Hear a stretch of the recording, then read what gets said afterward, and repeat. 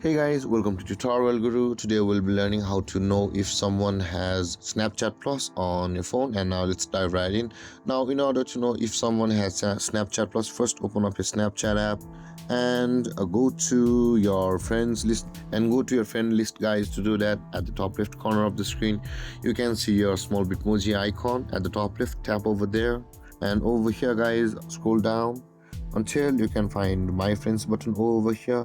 And guys, from over here you'll be required to go to their profile, so let's do that. To do that, guys, tap on the chat box, and at the top of the screen you will see their name. Tap on it, and over here, guys, let's switch to view. If somebody has a Snapchat Plus on their Snapchat account, this kind of star will be available on their phone or their account. Like this, guys, my friend over here I think does not have a Snapchat Plus, but guys, this is the way to know if someone has a Snapchat Plus. There will be a star icon, on a black star icon just beside their name, and this way you can know if someone has Snapchat Plus or not. And there, guys, this is how to know if someone has Snapchat Plus or not.